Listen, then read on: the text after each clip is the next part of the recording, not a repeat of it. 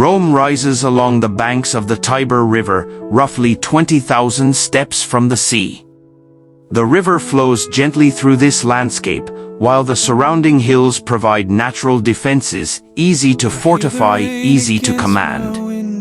Ancient Roman walls once enclosed 7 of these hills, forming the heart of a city destined to rule an empire.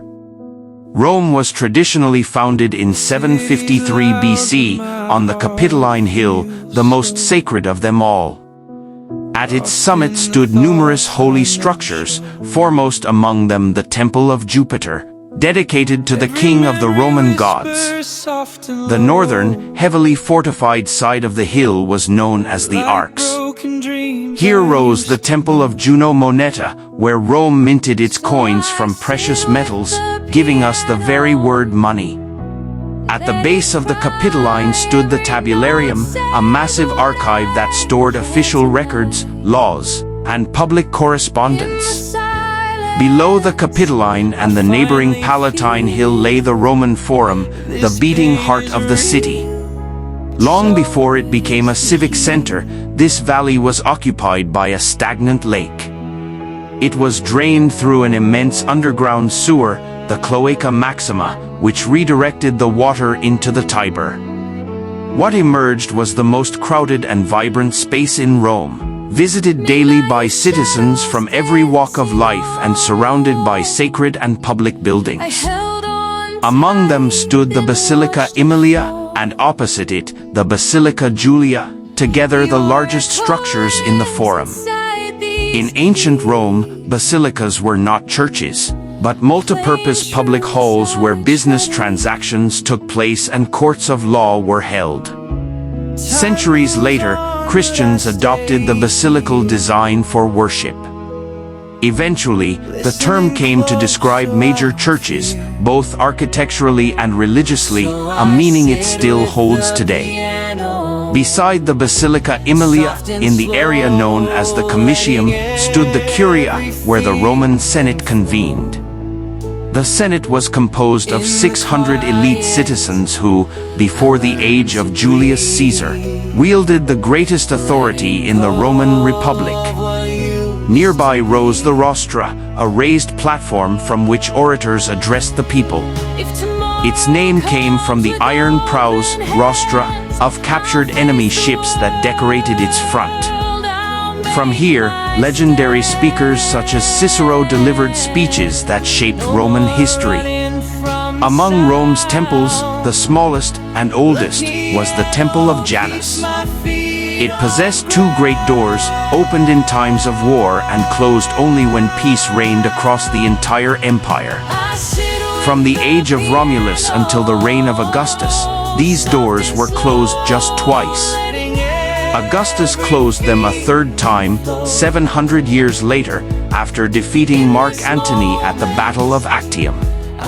On the opposite side of the Forum stood the Temple of Vesta, circular in form and sacred to the goddess of fire and home. Within it burned an eternal flame, guarded by 6 Vestal virgins, daughters of Rome's noblest families. As long as the fire burned, Rome itself was believed to endure, the eternal city. Adjacent to the temple was the Regia, once the residence of Rome's kings and later the home of the Pontifex Maximus, the highest religious authority in the Roman world. Roman priests oversaw sacrifices and maintained harmony between the gods and the state. Before the Regia rose the Temple of the Divine Julius, dedicated to Julius Caesar after his death and deification. It was built by his adopted heir, Augustus, on the very spot where Caesar's body was cremated by grieving citizens.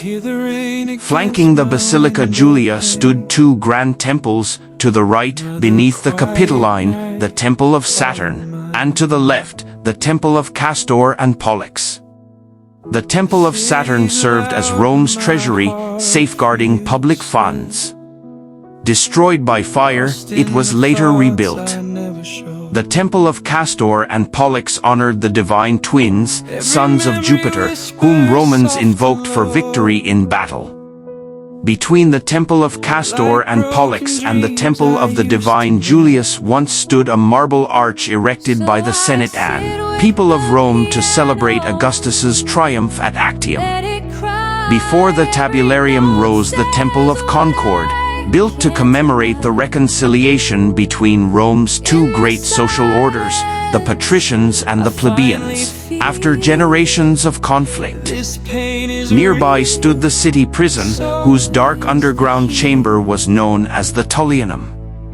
At the northwest edge of the Forum towers the Arch of Septimius Severus, celebrating the victories of Emperor Septimius Severus and his sons, Caracalla and Geta, against the Parthians.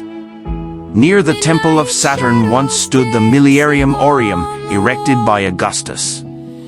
From this golden milestone, all roads of the empire were believed to begin, and all distances were measured. The Temple of the Divine Vespasian, built by his sons Titus and Domitian, honored their deified father.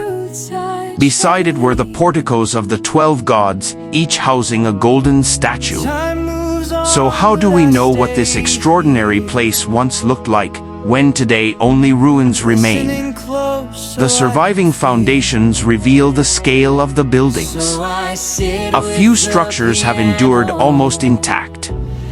Ancient coins preserve detailed images. But most importantly, we rely on the writings of Vitruvius, whose works provide invaluable insight into Roman architecture. Rome was filled with public monuments, but today we explored those that surrounded the most important space in the ancient city, the Roman Forum. If you'd like to see a second part exploring other types of Roman buildings, like this video and subscribe to support the channel. Thank you for watching. Goodbye.